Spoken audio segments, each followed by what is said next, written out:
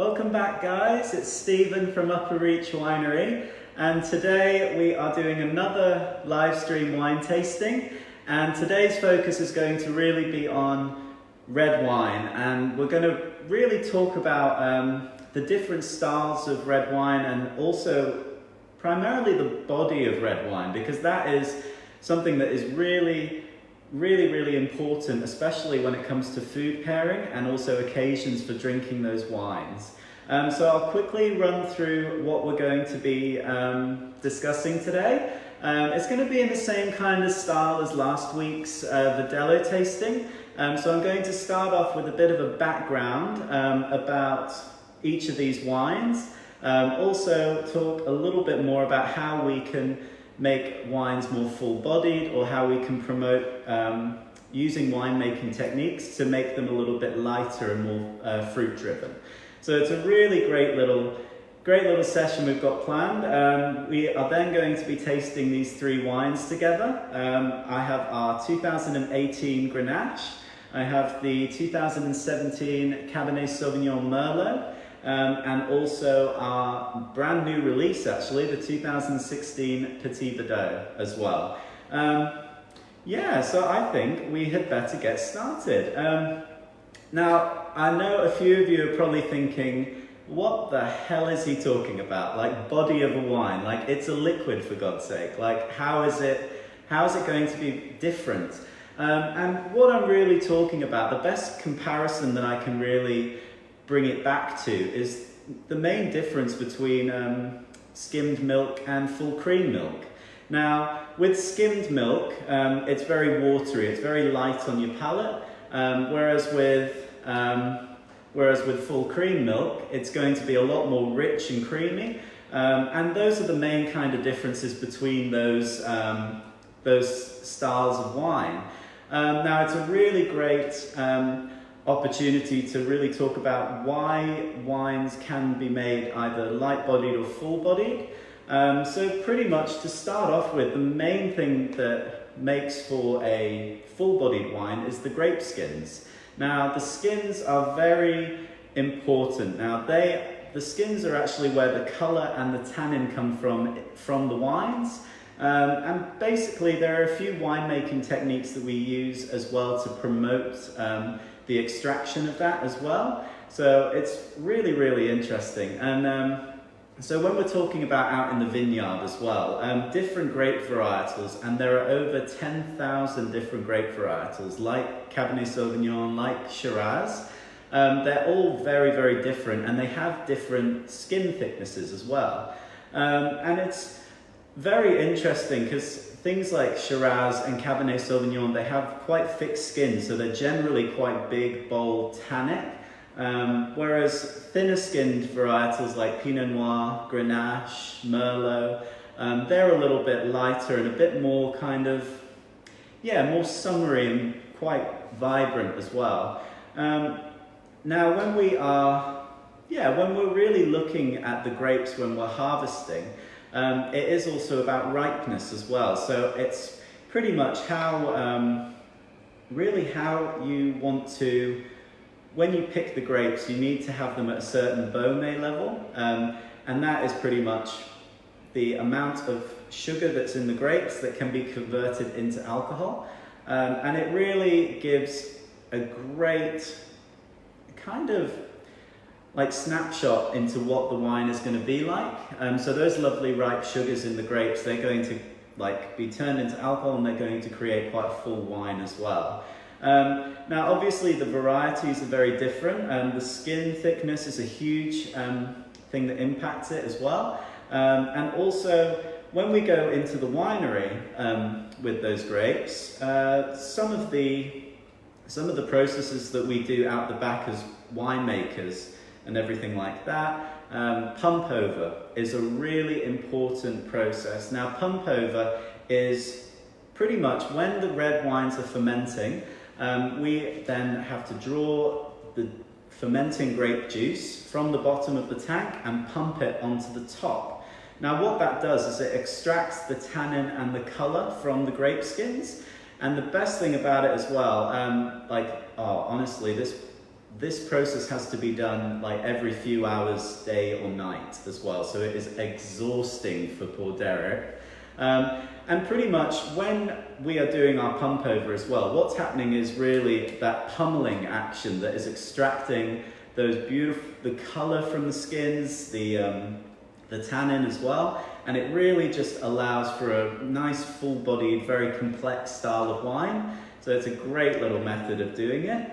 The other way that we are able to create more full-bodied styles of wine is by putting them in oak as well. Now, oak barrels are actually porous, so they have these tiny, tiny holes in which oxidation and evaporation can take place. And what that really does is some of the water that makes up the wine, so wine is between sort of 70 and 90% water.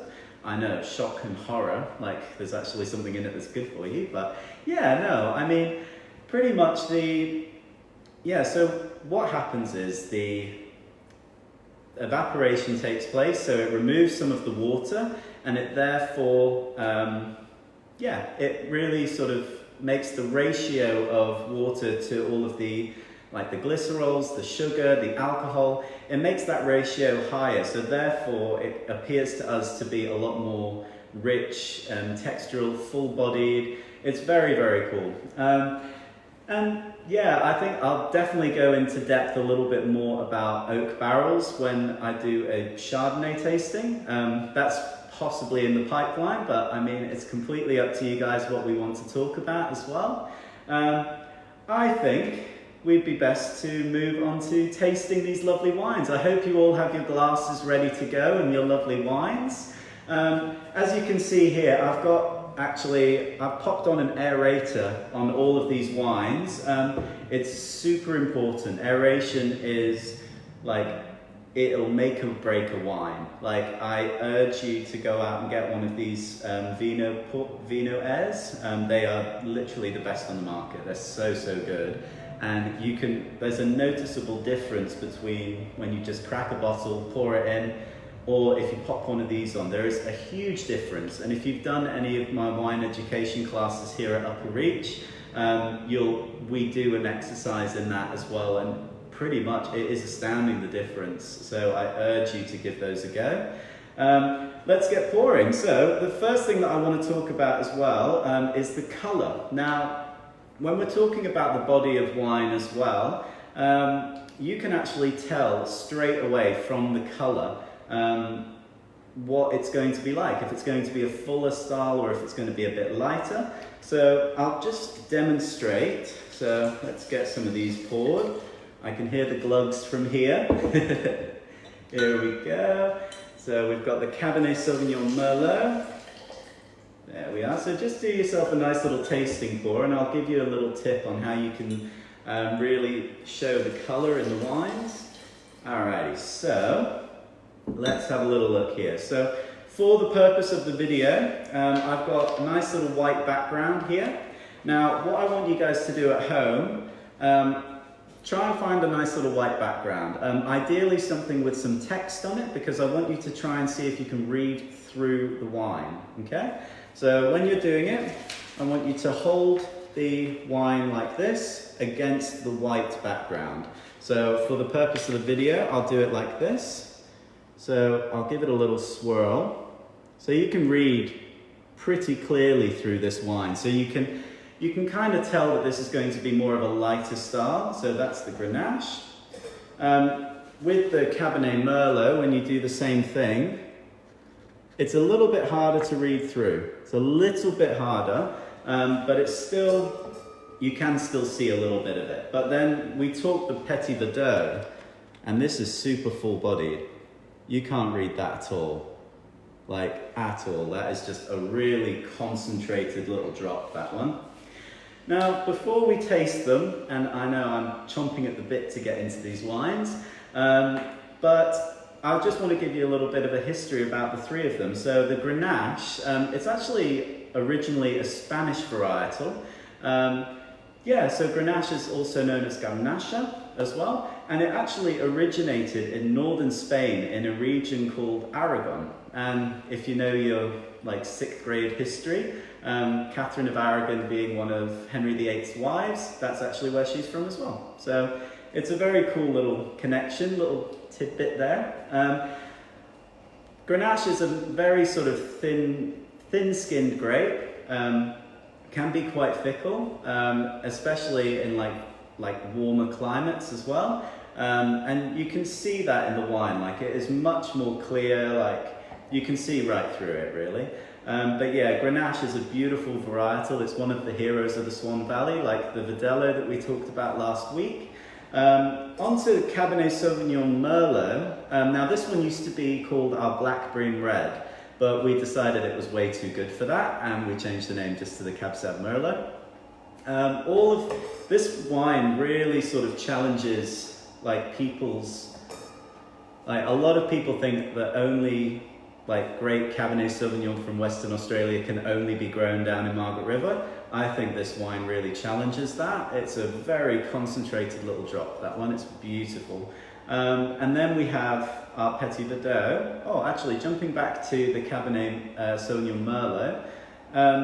Cabernet Sauvignon itself was actually, it was kind of made by mistake, really. So what a few winemakers over in France did at the time, they crossed Cabernet Franc and Sauvignon Blanc, and it made Cabernet Sauvignon. So it's now actually, I think, the first or the second most planted grape varietal in the world. So it's very, very special, and it's a cool little way that it was formed.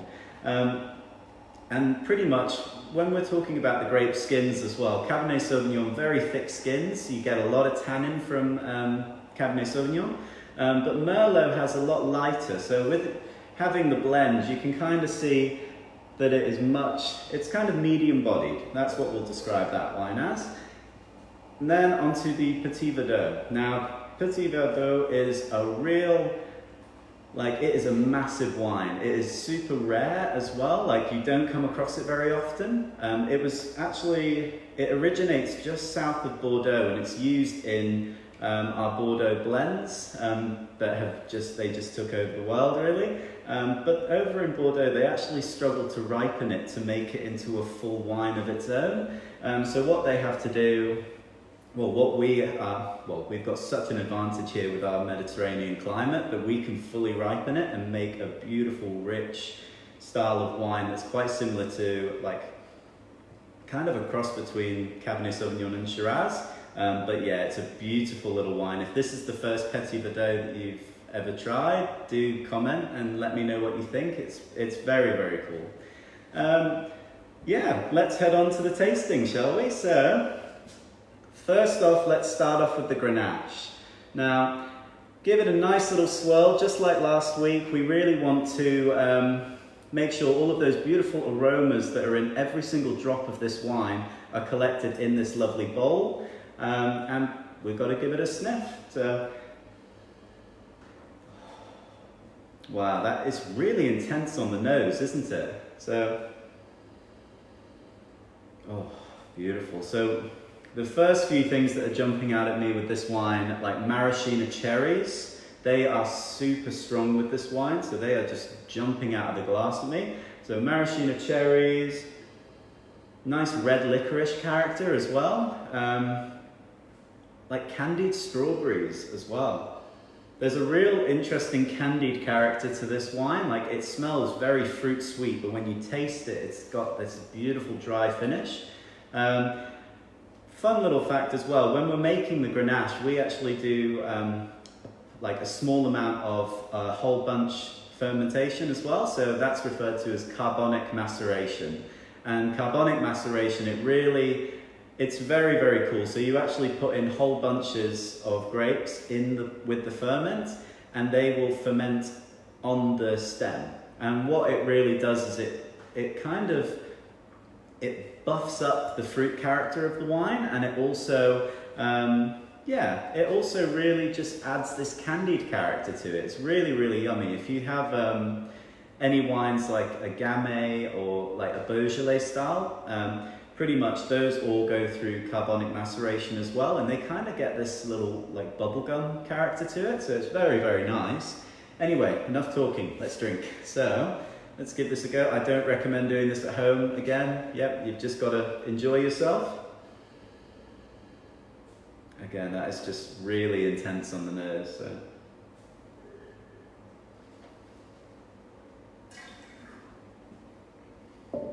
Oh. Very, very concentrated flavors there. Like we're talking like raspberries as well, much more like sort of, I want to say like red apple, a lot of those candied fruit notes really do come through with this one as well. It's just, oh, that is a beautiful wine. And just the tannins are very soft as well. I mean, with thin skins, you don't get a lot of tannin. Well, you do get tannin complexity, which will like pretty much, well, soften over time.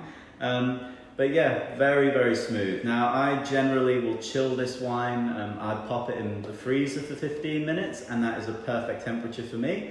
And this wine, it hides its alcohol content very, very well. This is a 14.5% alcohol wine. So that just, yeah, it's amazing that is so well hidden by this wine. That is a gorgeous little wine, I must say. And I think there's a bit of a misconception when it comes to red wines and food pairing. A lot of people only think you can do red wine with red meat. Some of the best food pairings that I've had recently have been lighter bodied reds like this one, being paired with chicken dishes or fish. So I do urge you to give those a go as well. If you're having like a Pinot Noir or a Grenache in a restaurant, don't be scared to order the fish because they will complement each other very nicely. Let's move on to our Cabernet Sauvignon Merlot. Now this one, a little bit more medium bodied. We were talking about the color again, so let's have a little look there. So it's just a beautiful ruby color and it goes all the way to the edge. That is a great looking wine. Let's have a little sniff, shall we? Ooh. Yeah, there is that misconception that Margaret River has the monopoly on great Cabernet, but honestly, this one is just beautiful. That's lovely. So real concentrated blackcurrant character, like all Cabernets do. There's like a sort of menthol, like eucalyptus kind of character to it as well. It's got a bit of herbaceousness. Oh, and like dark chocolate. Oh, it's like mint dark chocolate. That's what it's like. It's very nice. Now let's give this one a taste as well.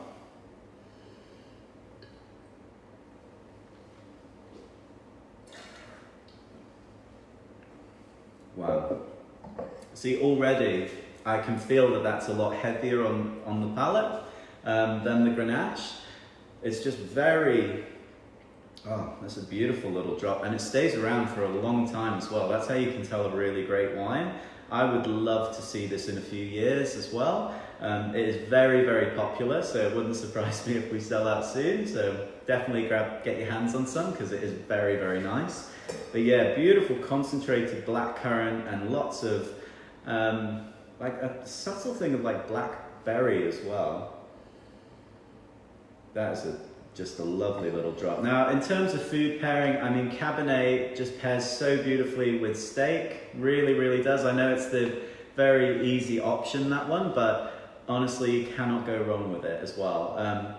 Especially, yeah, just the tannin complexity and the, yeah, just will go beautifully together. But yeah, they are absolute two really great wines, and it's so cool to actually see the lighter style going up a little bit and then going to the next one, the new Petit Verdot. So I hope you're all excited to try this. It is, look at that color. It has a beautiful purple hue to it, hasn't it? It's a really, ooh. Now that's another interesting point as well. Now these all spend different time, a different amount of time in oak. The Grenache only spends about 9 months in oak. The Cabernet Merlot spends about 12, and then the Petit Verdot spends about 1.5 years, so 18 months. So, and you can really get that on the nose straight away. there's like a sort of nutmeg kind of, like a wood character to it, but it's not overpowering the fruit at all. Like there's beautiful, like not blackcurrant, like blueberries, like real nice blueberry notes. Violets as well, it's got a great floral component to it, but going back to the oak as well, I think not quite like vanilla, but like vanilla essence. It's a very concentrated kind of vanilla note to it. That smells absolutely phenomenal. And Petit Verdot, it ages beautifully as well, so definitely like you want to keep this for a couple of years as well. Now let's give it a taste, shall we?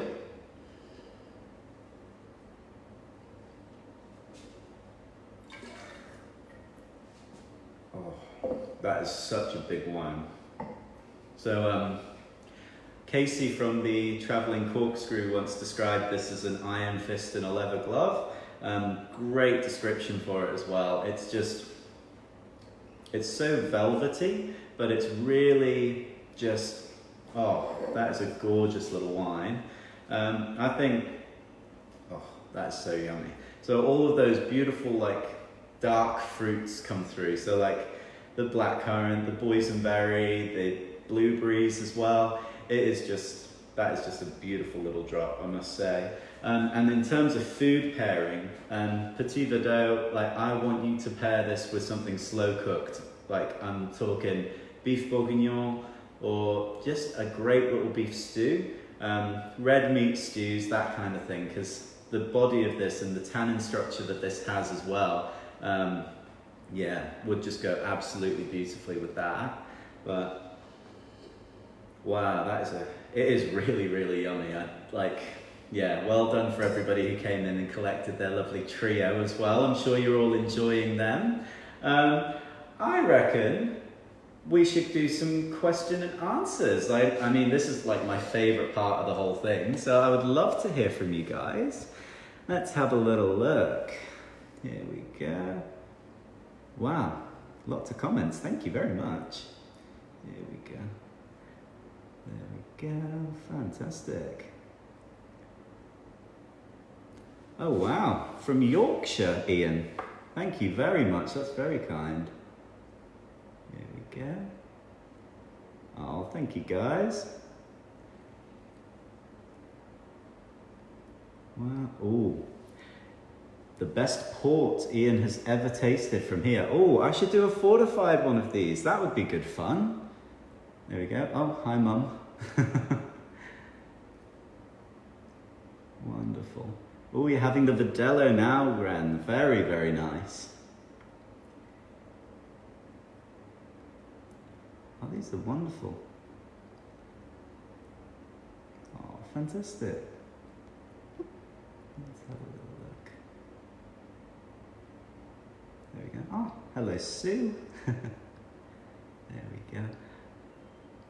Oh, yes. Thank you for popping in again, Helga. That was very kind. And the Petit Verdot is absolutely gorgeous. Yeah. Oh, I love your description of the Grenache, Mary. That's really great. Oh, dynamic Grenache. Now I need to put that on our tasting notes, Louise. Oh, raw tuna and Grenache. That is a really interesting one. I'm going to have to try that. Like sort of sashimi kind of thing. That would be interesting. I'm going to have to give that a go. There we go. Oh, there we go. Jeff, fantastic. I'm glad you're enjoying the new Petit Verdot as well. Like, yeah, the 14 was absolutely gorgeous as well. Just needs a little bit more time. Oh, from Brisbane, how lovely. Thank you, Brian, for logging on with us. There we go. Oh, that's very kind, Helen. Thank you for visiting and everything like that. That's very kind. Here we go. So we have a question from Vivian. Why must red wines be aired? And what is the difference? Now, aeration is super important for red wines, and that is literally because the wine has been sort of sitting there in the bottle, trapped, not moving. There's no oxygen or air going to it. So all of those flavors are trapped there as well. So you've got to really, like using these aerators, you kind of, I'll show you what it does. It really just fluffs it up in a way. So pretty much when you can see the little bubbles and everything like that, that is what you're talking about with the aeration. And the main differences that you're going to get from aerating your wines, tannins are going to come across a little bit softer. All of the fruit character is going to be amplified. I urge you, if you've got a closed bottle of red wine somewhere, just to open it up, pour some in one glass, and then I want you to pour one in another glass, either using an aerator, or if you just pop your hand over the top and sort of shake it up and down a little bit so it's fluffed, that would be another good little test to do. But I assure you there is a huge difference. It's like drinking a completely different wine. But yeah, no, thank you so much for your question. Ooh, cellaring times for each of these wines. Thank you, Naomi. Let's have a little look. I think, so the Grenache being a lighter style, I think that is a beautiful drink now kind of wine. However, I do see some potential with it to improve with age. So I think with the acidity as well, I would probably leave this one, I'd say five to 7 years. I'd give it that kind of ballpark. With the Cabernet Merlot, I think that could go even longer. The tannin structure's there, it's got great acidity, and that's what you need to age a wine. So I would do 7 to 10 years on that one. And the Petit Verdot, like we tried a 2000 and, I want to say 8, which was 12 years old, and that was absolutely gorgeous. So I would probably do that one the 10 to 15 years, really.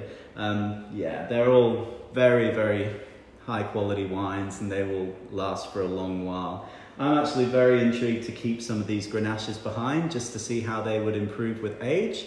But yeah, great question. Thank you very much, Naomi. Oh, thank you, Danny. That's very kind. Enjoy the gig. Hello, Sarah. So cellaring the Petit Verdot, as I just mentioned, I would probably do, it could go easily 10, 15 years. But my kind of preference would be about, yeah, I'm not that patient. So I think I'd definitely do the sort of 5 to 7, and you'll see a remarkable difference. But yeah, the Petit Verdot is absolutely gorgeous. And those tannins, they're very soft and round, so they're just going to become velvet after a few years. Let's have a look. Thank you for that, Sarah. Ooh. Yes, beef bourguignon with the Petit Verdot. That is literally best way to do it. That was one of the wines that we didn't actually have on our Wine 101. I might have to change that at some point. That would be exciting. Oh, thank you for that, Chris. That's very kind. So Jeff is recommending the decanter to waken up an older wine. Now that is very, very true. And it also serves two things as well, especially if your decanter has like a little lip at the bottom. So normally your decanters are kind of like this.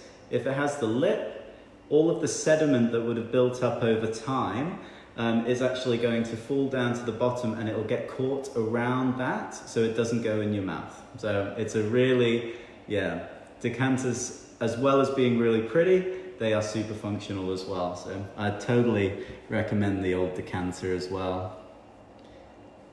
Oh, fantastic. Thank you, Helen. Oh, of course, we met at the, oh yes, in Subiaco. Oh, that was really good fun. Shauna really puts on a great event over there. I'd love to go back and see her again. Oh, and all the way from Bustleton. Thank you, thank you. Hello, Elise. Here we go. Oh, you guys are over in Townsville. How lovely. Well, if you're needing any wine, do let us know. We're always happy to help. Fantastic. Oh, I love your questions, guys, but I think we need to try and work out what I'm going to do next week. So a couple of suggestions that I've had already are, so the Reserve Chardonnay and talking about oak in white wine, and that would be my I would be all over that. I absolutely love Chardonnay. Or we've got the Reserve Shiraz that we could do a bit of a vertical tasting of different years. There's fortifieds as well. We can talk about sparkling. These are your classes, guys, so I would love to actually hear what you guys would love to do. If you fancy as well, I'm going to leave like a poll in the comment section over here. And I want us, I'll put a few options down, and if we can vote on those ones, then that's the one that I'll do next week for us. But that should be good. Oh yeah, Sarah loves a Chardonnay. Remember, I'm going to be doing these every week, so if it's not next week, it can be the week after as well. So yeah, as long as we're all vaguely in lockdown, then yep, I'm here to help you guys through your evenings. But yeah, I mean, it's a beautiful, like 3 gorgeous little wines there, I must say, and like, yeah. Oh, Eli wants the Chardonnay and the oakiness, very nice. Oh, good. Keen on the cheeky sparkling, aren't we all, Louise? Hello, Chantal. Very kind of you to join us. And pretty much, yeah, I mean, these classes are really just a nice little fun thing, an excuse to open up a bottle of wine an hour earlier than what is preferred. So, I mean, whatever you fancy trying, I would love to do it. I have had quite a few people come in this week and actually collect these 3 bottles, so I know that they're actually sat at home enjoying them. So it's very, very good fun. Oh, fantastic. Thank you, Sarah. That's very kind of you. Oh, the Tempranillo. Chris, that is a very good question. Now, I am actually down to only 70 bottles left of the Tempranillo until we release our 2020 vintage. So I think definitely pop on over to get those. I'm not sure if I'll be able to do a tasting of them, but I will certainly try, and I'll try my best to twist Laura's arm. She's got to keep me entertained somehow, so it's the way to do it. But yeah, if there are any other questions, I'd love to hear from you guys. But yeah, these 3 wines, like, they really do display very well how like lighter bodied styles can really, they can be your summer drink. You don't have to just drink, you don't have to just drink whites in summer. You can also chill down a nice Grenache and have those. And then all the way to the full-bodied styles. So yeah, we are really spoiled for choice here in the Swan Valley, I must say. So yeah, I mean, a bunch of wineries are still open around the Swan Valley for purchases. We urge you to come out and support local. Yeah, no, it'll be really lovely to see you. We've also got our little vineyard walk trail, which is really beautiful. So if you're wanting a change of scenery, we'd love to see you. Obviously with the social distancing being, being nicely, followed. So yeah, it should be good. Oh, hello, Saishan. Very kind of you to check in. But yeah, I think I have covered basically everything now. I'm just trying to think if there's anything I've missed, but I'm pretty sure we should be all right. But do leave comments below on what you'd like to see next week. Yeah, if there's anything that I can do, if you've got any questions, don't hesitate to email. Yeah, I always love hearing from you guys, so please do get in touch whenever you've got a question. And I think that wraps it up for another live stream. So thank you so much, guys, for joining me. Stay happy, stay healthy as well, and I will see you next week. So happy hand washing. We will see you guys soon.